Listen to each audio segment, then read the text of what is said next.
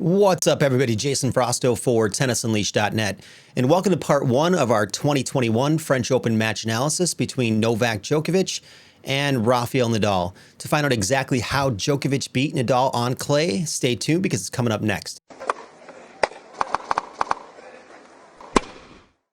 All right, so let me just start off by boring you with some quick stats. Let's look at the points won by rally length numbers in this match. All right, so if we just look at the points won by rally length numbers for this match, 1 to 4 shot points were 45% of the points played, 5 to 8 shot points were 36% of the points played, 9 to 12 shot points were 12% of the points played, and 13 plus shot points were 7% of the points that were played. So if you look at the longer rally lengths, about 19% of the points played in this match fell in that 9 plus category. Just 45% of the points were 1 to 4 shots. And a lot of times 70% is the number thrown around for 1 to 4 shot points at the pro level. But when players are very evenly matched, especially on a slower surface, that's just not going to hold true. You're not going to see 70% with two of the best of all time playing each other.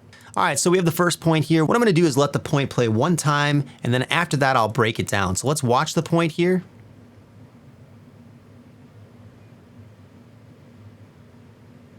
See, really good exchange between the two players, right? Fairly long rally. A little bit of cat and mouse here. And then the error there at the end, forced error, right? So let's go back to the beginning of the point here real quick and let's just break this down. We've got Djokovic here returning from the deuce side. He's in zone 5. Nadal is on the deuce side serving right here. And let's just kind of go through this. Big serve down the tee. Djokovic does a very good job of just kind of stretching and lunging. He's incredible from defensive positions. He's great on offense. He's phenomenal on defense. On the stretch here, does a pretty decent job. He finds zone 2 depth on this shot. If you're not familiar with zones and you haven't seen our stuff before, I break the court down into 5 different zones. So from the net to the service line here is going to be zone 1. From the service line to 3/4 court is zone 2. From 3/4 court to the baseline is going to be zone 3. So the ball can land in any of those zones and still be in, right? From the baseline to halfway back to the back wall here is zone 4. And then from halfway to the back wall to the back wall here would be zone 5. So when you hear me call out different zones, that's what I'm talking about. So we have a nice shot there from Nadal, creates a bit of an angle. And Djokovic here, one thing he's done a lot lately, especially, gone down the line a lot to just keep people on their toes and to do some damage to them. So he does a little damage here to Nadal, gets him stretched out wide. Nadal's very good from these positions, and then he goes back cross. And one thing I really like from Djokovic, and one of the biggest mistakes that a lot of players have tried to kind of succeed with on clay against Nadal, is they've tried to just straight overpower him. They think this is 2009 and he's, playing Robin Soderling and you're just going to blitz through him. That's not going to work as a tactic against Nadal on clay. You're going to have to do a combination of hitting aggressive, hitting loopy, hitting drop shots, hitting angles, and taking the ball early. You have to really mix it up against him to beat him. You can't just do straight power on clay against him. It's not going to work. So Nadal hits this angle, and Djokovic does a good job of just kind of patiently here rolling the forehand and giving himself time to recover. If Djokovic was to hit a laser here cross court, he wouldn't have time to recover, and Nadal might be able to get aggressive down the line. Kind of rolls this, he's patient, he's waiting. Nadal ends up hitting short right here, and now Djokovic gets a good look at the ball, right? He steps up closer to the baseline. He's moving forward with his body weight. Look at his footwork trail right here. Hits really deep and does some damage to Nadal. So damage is anytime you get your opponent on their back foot, get them stretched, get them reaching, or get them kind of scrambling. You've hurt your opponent, right? You've damaged them. So he damages him a little bit here, and then he forces the short ball and takes this drop shot right here. And we know it's a drop shot, right? Because the racket face is wide open. He's moving forward, so it's the right play in that sense. You usually want to hit drop shots when your body weight's moving forward, but Nadal might be a little too close to the baseline here. Nadal sprints forward.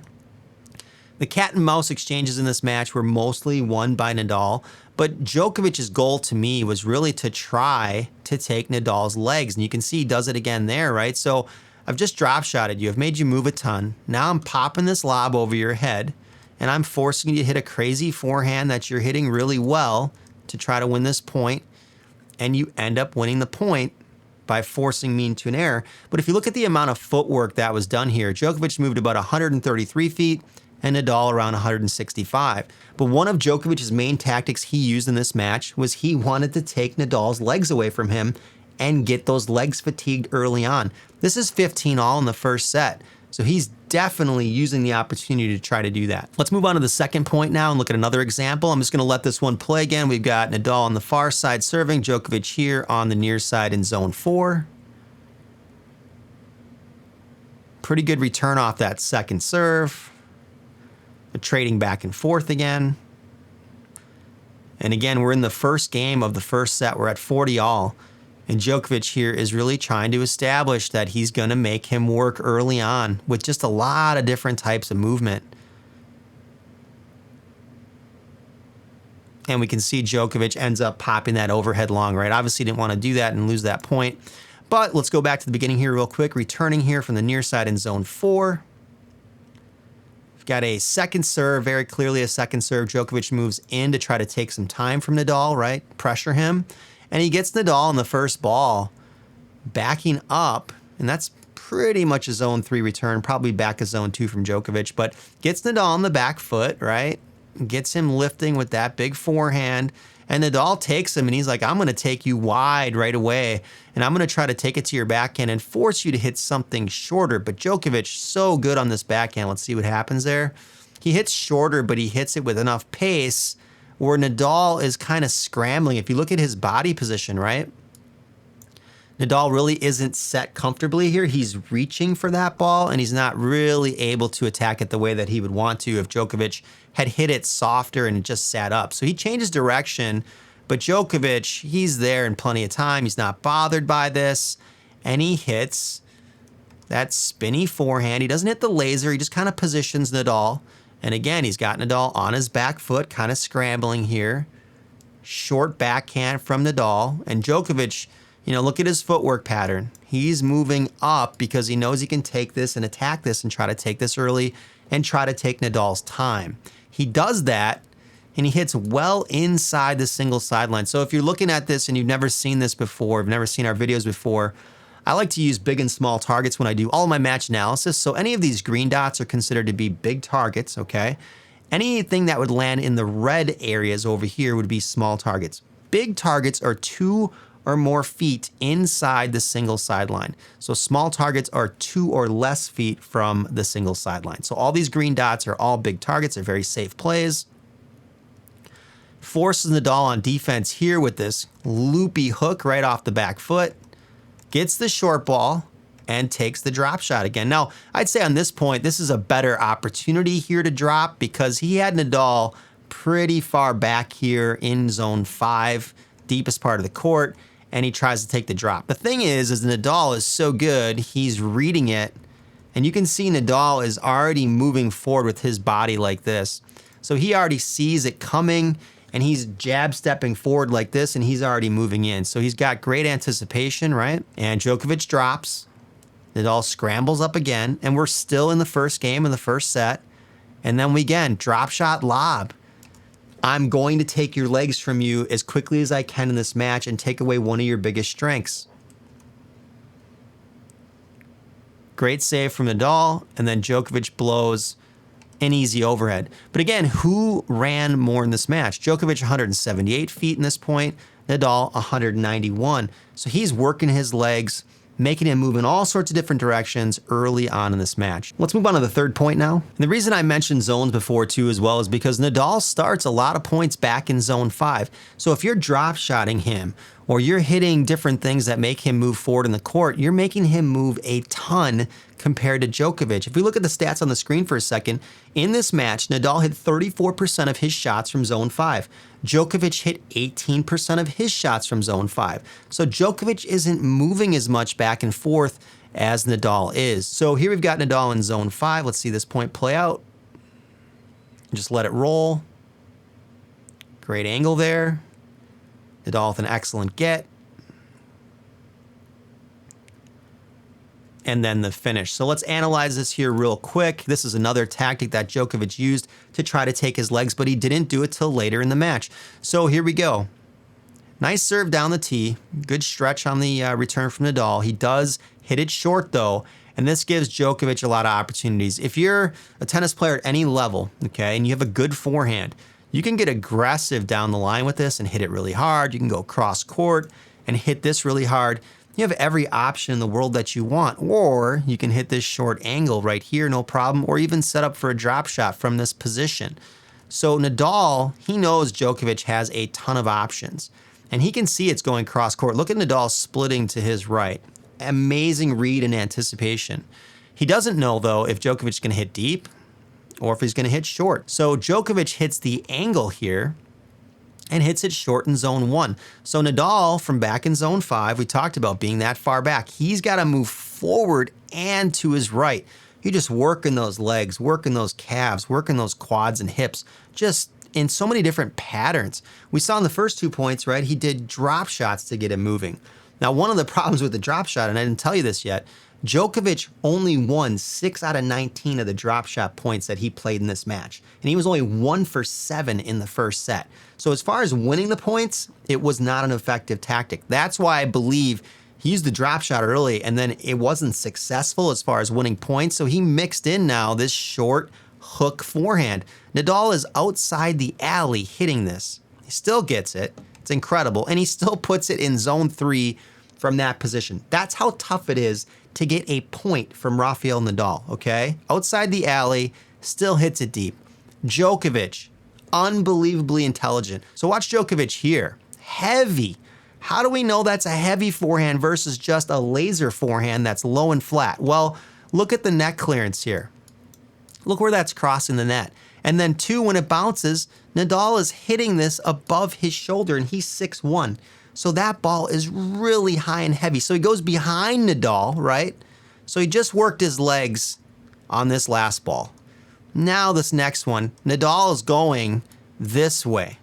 And he's going to work those legs more. He goes behind because that forces that deep bend on this left leg, right? Just tiring you out more. And he hits it heavy. So Nadal's got to work even harder to go back the other direction. Now he gets a short ball, right? Nice and short here in zone 2, right? Now he hits it flatter and drives it. Did not try to hit the ball flat from the zone 3 ball that he got. He waited until he got a zone 2. Boom, pops it now and finishes him off. Excellent, brilliant, brilliant. All right, let's move on to the 4th point now. I'm going to let it play first and then we'll break it down. So we got Nadal deuce side serving. Takes the forehand there. Got an extended point here. Some really good ball striking, great movement. These guys are just so good.